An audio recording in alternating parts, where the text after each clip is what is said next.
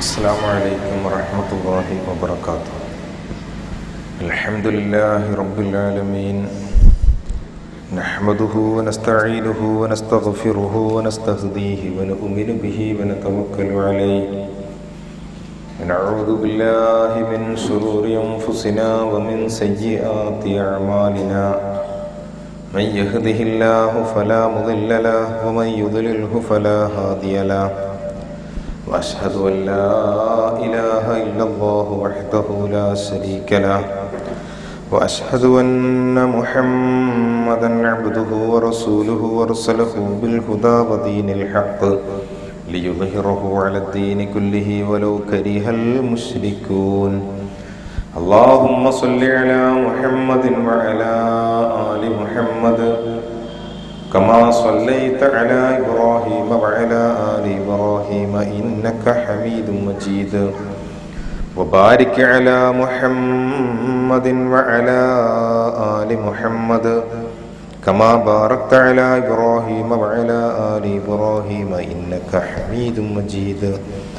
أما بعد فإن خير الكلام كلام الله وخير الهدي هدي محمد صلى الله عليه وسلم وشر الأمور محدثاتها وكل بدعة ضلالة.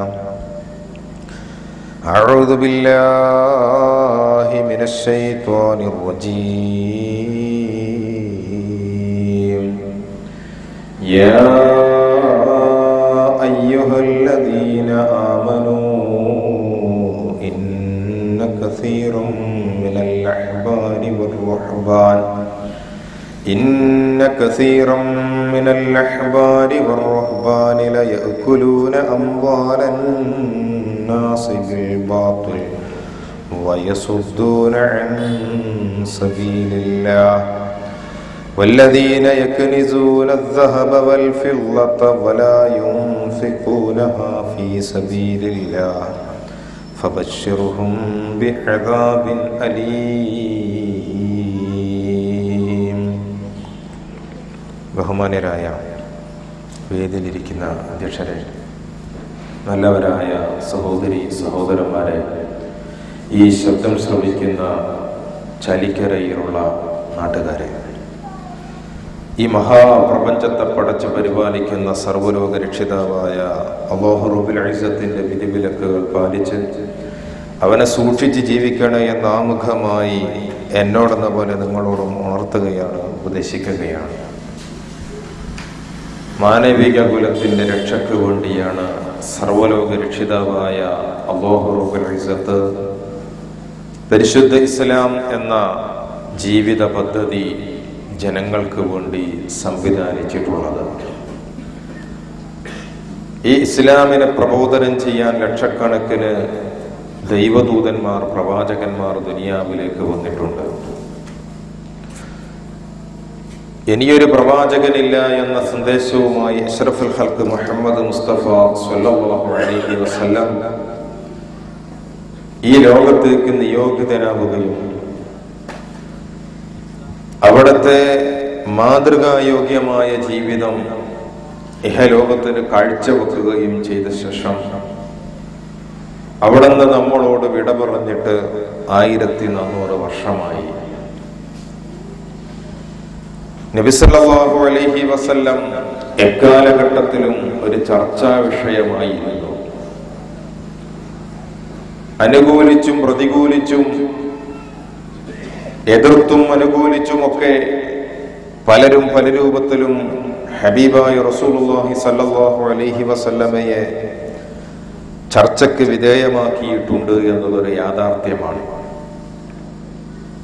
ഈ സാഹചര്യത്തിൽ നാം മനസ്സിലാക്കേണ്ടത്, നബി സല്ലല്ലാഹു അലൈഹി വസല്ലമ ചർച്ച ചെയ്യപ്പെടുക എന്നത് നമുക്ക് സന്തോഷമാണ്.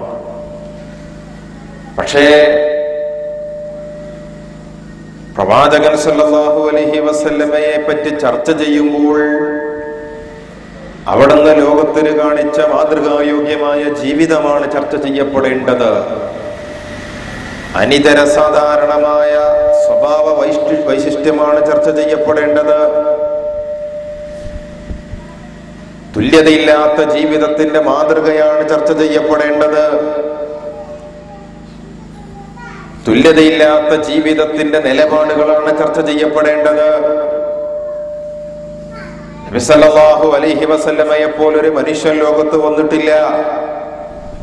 അവിടുന്ന് ഇഹലോകത്തിന് മുഴുവനും മാതൃകായോഗ്യമായൊരു ജീവിതം നയിച്ചപ്പോൾ ഇന്നും അത്യത്ഭുതകരമെന്ന് പറയാവുന്ന രൂപത്തിലുള്ള ആ ജീവിതം ചർച്ച ചെയ്യപ്പെടുമ്പോൾ നമുക്ക് അന്തസ്സും അഭിമാനവും തോന്നാം. കാരണം നമ്മുടെ നേതാവാണത്. പക്ഷേ എക്കാലഘട്ടത്തിലും ഇസ്ലാമിന്റെ ശത്രുക്കൾ ആളുകൾക്കിടയിലേക്ക് ചർച്ചക്ക് കൊണ്ടുവന്നത് അവിടുത്തെ ജീവിതമായിരുന്നില്ല. അതേ അവസരത്തിൽ ആ ജീവിതത്തെ തമസ്കരിക്കുവാനും ജനങ്ങളിൽ നിന്ന് മറക്കുവാനും ഉപയുക്തമാകുന്ന ബാലിശമായ വാദങ്ങളും ബാലിശമായ അഭിപ്രായങ്ങളും ജീവിതത്തിന്റെ ഏതെങ്കിലും ഒരു ഭാഗങ്ങളും എടുത്തുയർത്തി കാണിച്ചുകൊണ്ട് പ്രവാചകൻ സല്ലല്ലാഹു അലൈഹി വസല്ലമയുടെ മർമ്മപ്രധാനമായ ജീവിതം ചർച്ച ചെയ്യേണ്ടതിന് പകരം അവിടത്തേക്ക് ആളുകളുടെ ചിന്തയും ആളുകളുടെ ശ്രദ്ധയും കൊണ്ടുപോകുവാൻ ഇസ്ലാമിന്റെ ശത്രുക്കൾ ശ്രമിച്ചിട്ടുണ്ട്. ഇന്ന് ലോകം അനുഭവിക്കുന്ന പ്രതിസന്ധികളിൽ നിന്ന്, പ്രയാസങ്ങളിൽ നിന്ന്, മാനവിക കുലത്തിന്റെ ജീവിതത്തോടുള്ള കാഴ്ചപ്പാടിൽ നിന്നൊക്കെ ഹബീബായ റസൂലുള്ളാഹി സ്വല്ലല്ലാഹു അലൈഹി വസല്ലമ കാണിച്ചു തന്ന ദിശാബോധത്തിന് വ്യക്തമായ മാർഗനിർദ്ദേശമുണ്ട്. ആധുനിക കാലത്ത് അനുഭവിക്കുന്ന ദുരന്തങ്ങൾക്ക്, പ്രയാസങ്ങൾക്ക് പ്രവാചകൻ കാണിച്ച ജീവിതത്തോടുള്ള കാഴ്ചപ്പാട് തന്നെ വ്യക്തമായ ഒരു മാർഗനിർദ്ദേശമാണ്. അതിരുവിട്ട ആർത്തിയും ജീവിതത്തോടുള്ള അടങ്ങാത്ത ആവേശവും മനുഷ്യൻ പരസ്പരം ബഹുമാനമില്ലായ്മയും മതത്തിന്റെയും വർഗത്തിന്റെയും ജാതിയുടെയും പേരിലുള്ള പോരുമെല്ലാം പ്രവാചകൻ സല്ലല്ലാഹു അലൈഹി വസല്ലമ പഠിപ്പിച്ച നിർദ്ദേശങ്ങൾക്ക് അനുസൃതമാണെങ്കിൽ ഉണ്ടാവുകയില്ലായിരുന്നു. പക്ഷേ ഈ വിഷയങ്ങളൊന്നുമല്ല ഇന്ന് ചർച്ചയ്ക്ക് കൊണ്ടുവരുന്നത്. പ്രവാചകന്റെ മുടിയുണ്ടോ? ആ മുടിയിട്ട വെള്ളം കുടിക്കാമോ? അവിടുത്തെ നഖമുണ്ടോ? അവിടുത്തെ പാത്രമുണ്ടോ? ആ പാത്രവും അവിടുത്തെ മുടിയും അവിടുത്തെ ആസാറുകളും ഒക്കെ ബർക്കത്തെടുക്കപ്പെടേണ്ടതല്ലേ? അവയെ നിസ്സാരമാക്കുന്നത്, നബിയെ നിസ്സാരമാക്കുന്നത് പോലെയല്ലേ? ഇങ്ങനെ ചോദിച്ചുകൊണ്ട് പ്രവാചകന്റെ മുടിയും തുപ്പുനീരും അവിടുത്തെ എടുത്ത വെള്ളവും ഒക്കെ ജനങ്ങൾക്കിടയിലേക്ക് ചർച്ചക്ക് കൊണ്ടുവരുന്നവർ ഇസ്ലാമിനോട് തന്നെ അനീതി ചെയ്യുകയാണ്. കാരണം ഇസ്ലാം അല്ലാഹുവിന്റെ മതമാണ്. ഈ മതത്തിൽ ഒരു മനുഷ്യന്റെ നന്മ തിന്മകളൊക്കെ വ്യക്തമായി നിർവചിച്ചിട്ടുണ്ട്. മനുഷ്യന്റെ തുടക്കം മുതൽ ഒടുക്കം വരെയുള്ള എല്ലാ മനുഷ്യർക്കും ജീവിതത്തിൽ പകർത്തേണ്ടുന്ന കാര്യങ്ങൾ പഠിപ്പിച്ചു തന്നിട്ടുണ്ട്. അതുകൊണ്ട് തന്നെ അവന് അനുപേക്ഷണീയമായ ഒരു കാര്യമെന്നുള്ള നിലക്ക് പ്രവാചകൻ സല്ലല്ലാഹു അലൈഹി വസല്ലമയുടെ അവിടുത്തെ മുടിയോ അവിടുത്തെ ശരീരമോ ദുനിയാവിൽ ബാക്കിയാവുക എന്നുള്ളത് ഈ ഉമ്മത്തിന് നന്മയായിരുന്നുവെങ്കിൽ അള്ളാഹു അതൊരിക്കലും ഇല്ലാതാക്കുമായിരുന്നില്ല. അവിടുത്തെ മുടി ഈ ദുനിയാവിൽ ബാക്കിയാക്കുവാനുള്ള സംവിധാനം പടച്ചവൻ തന്നെ ചെയ്യുമായിരുന്നു. അവിടുത്തെ ശരീരം ഈ ദുനിയാവിൽ ബാക്കിയാക്കാനുള്ള സംവിധാനം പടച്ചവൻ തന്നെ ചെയ്യുമായിരുന്നു. ബർക്കത്തിന്റെ വിഷയം വന്നപ്പോൾ നബി സല്ലല്ലാഹു അലൈഹി വസല്ലമയുടെ മാത്രമല്ലല്ലോ ചർച്ച ചെയ്യപ്പെട്ടത്. മൂസാ നബിന്റെ പെട്ടിയെപ്പറ്റി ഖുർആൻ പറഞ്ഞിട്ടില്ലേ എന്ന് ചോദിക്കുന്ന ആളുകളുണ്ട്. യൂസുഫ് നബി അലൈഹിസ്സലാമിന്റെ കുപ്പായത്തിന്റെ കഥ ഖുർആനിലില്ലേ എന്ന് ചോദിക്കുന്ന ആളുകളുണ്ട്. അഥവാ അമ്പിയാക്കളുടെ ആസാറുകളെ കൊണ്ട് മുഅ്മിനീങ്ങൾക്ക് പുണ്യമുണ്ടെന്ന് വരുത്തി തീർക്കുവാനുള്ള ചരിത്രങ്ങൾ കൊണ്ടുവരുന്ന ആളുകളുണ്ട്. പ്രിയമുള്ളവരെ, ഇവിടെ നാം ഇതിന്റെ മർമ്മം നമ്മൾ മനസ്സിലാക്കണം. നബി സല്ലല്ലാഹു അലൈഹി വസല്ലമ വരെയുള്ള ലക്ഷക്കണക്കിന് അമ്പിയാക്കൾ ഈ ദുനിയാവിലേക്ക് അല്ലാഹുവിന്റെ ദീൻ പ്രബോധനം ചെയ്യാൻ വേണ്ടി വന്നവരാണ്. മുത്തുനബിയും ഈ ലോകത്തേക്ക് കടന്നു വന്നത് അല്ലാഹുവിന്റെ റഹ്മത്താണെന്നുള്ള നിലക്കാണ്. വമാ അർസൽനാക ഇല്ലാ റഹ്മത്തൽ ലിൽ ആലമീൻ. ലോകർക്ക് മുഴുവനും കാരുണ്യമായിട്ടാണ് ഹബീബായ റസൂലുള്ളാഹി സ്വല്ലല്ലാഹു അലൈഹി വസല്ലമ നിയോഗിതരായിട്ടുള്ളത്. അപ്പൊ നമ്മളോടുള്ള കരുണ കൊണ്ടാണ് പടച്ചവൻ ഒരു ദൂതനെ നിയോഗിച്ചിട്ടുള്ളത്. ആ കാരുണ്യം അവിടുത്തെ ശരീരം ഇവിടെ ബാക്കിയാക്കലാണോ, മുടി ബാക്കിയാക്കലാണോ, വസ്ത്രം ബാക്കിയാക്കലാണോ എങ്കിൽ അതിനു മുമ്പ് അയക്കപ്പെട്ട അമ്പിയാക്കളുടെ മുടി ബാക്കിയാക്കണമല്ലോ. ഒന്നും വേണ്ട, അവിടുത്തെ ഖബറെങ്കിലും ഇന്ന് ആളുകൾ പറയുന്നത് പോലെ എവിടെയാണെന്ന് ഖുർആൻ ഒന്ന് പറഞ്ഞു തരണമല്ലോ. മനുഷ്യന്മാരെ, നിങ്ങൾക്കൊരു പ്രശ്നം വന്നാൽ ഇതാ അമ്പിയാക്കളുടെ ഖബർ ഇന്നാൽ ഇന്ന സ്ഥലത്തുണ്ട്, മൂസാ നബിന്റെ ഖബർ ഇന്നാൽ ഇന്ന സ്ഥലത്തുണ്ട്, നൂഹ് നബിയുടെ ഖബർ ഇന്നാൽ ഇന്ന സ്ഥലത്തുണ്ട് എന്നാധികാരികമായി പടച്ചവനെ ഈ ഉമ്മത്തിനോടുള്ള റഹ്മത്ത് കൊണ്ട് കാണിക്കുമായിരുന്നില്ലേ? പക്ഷേ അങ്ങനെയല്ലല്ലോ ഇസ്ലാമിന്റെ രീതിയും ഇസ്ലാമിന്റെ ആദർശവും.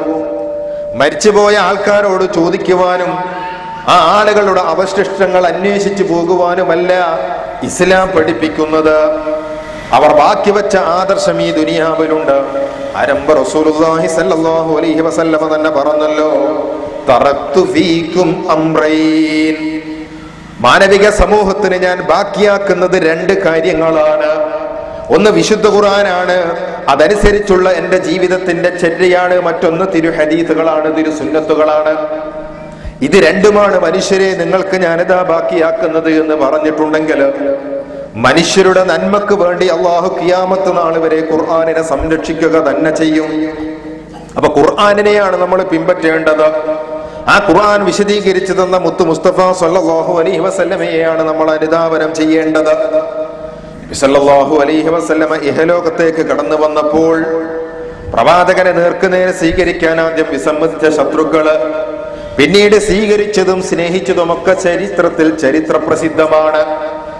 ആ സ്നേഹം അവർക്ക് വല്ലാതെ അനുഭവിച്ചിരുന്നു, വല്ലാതെ അവർ കാണിച്ചിരുന്നു. അതുകൊണ്ട് തന്നെ പ്രവാചകൻ സല്ലല്ലാഹു അലൈഹി വസല്ലമയുടെ കാലഘട്ടത്തിൽ എല്ലാറ്റിനേക്കാളും തങ്ങൾക്ക് റസൂലുള്ളയെയാണ് ഇഷ്ടപ്പെടുന്നത് എന്ന് കാണിക്കാൻ വേണ്ടി പലതും അവർ പ്രവർത്തിച്ചിരുന്നു, കാണിച്ചിരുന്നു. അതൊക്കെ ഇമാം ബുഖാരിയും ഇമാം മുസ്ലിമും സ്വഹീഹു സിദ്ദ അടക്കമുള്ള സ്വഹീഹായ ഗ്രന്ഥങ്ങളിലൊക്കെ രേഖപ്പെട്ട് കിടക്കുന്നുണ്ട്. അതുകൊണ്ട് തന്നെ വിശുദ്ധ ഖുർആനും നമ്മളെ പഠിപ്പിച്ചിട്ടുണ്ട്, നിങ്ങൾക്ക് എല്ലാവരെക്കാളും ഇഷ്ടം അള്ളാഹുവിനോടും അവന്റെ ദൂതനോടും ആയിരിക്കണം എന്ന്. വിശുദ്ധ ഖുർആൻ സൂറത്തു തൗബയിൽ പറഞ്ഞല്ലോ, കുൽ ഇൻകാന ആബാഉക്കും അബ്നാഉക്കും എന്ന് തുടക്കുന്ന ആയത്തില്, ഹേ സത്യവിശ്വാസികളെ, നിങ്ങളുടെ മാതാപിതാക്കളെക്കാളും ബന്ധുമിത്രാദികളെക്കാളും നിങ്ങളുടെ സഹോദരന്മാരെക്കാളും ഭാര്യമാരെക്കാളും സമ്പത്തിനേക്കാളും വീടിനേക്കാളും സ്വത്തിനേക്കാളും ഒക്കെ ഏറ്റവും ഇഷ്ടം നിങ്ങളെ പടച്ച നിങ്ങളുടെ നാഥനോടായിരിക്കണം, അള്ളാഹുവിന്റെ ദൂതനോടായിരിക്കണം, ആ മാർഗത്തിലുള്ള ത്യാഗ പരിശ്രമങ്ങളോടായിരിക്കണം എന്ന് ഖുർആൻ പറഞ്ഞിട്ടുണ്ട്.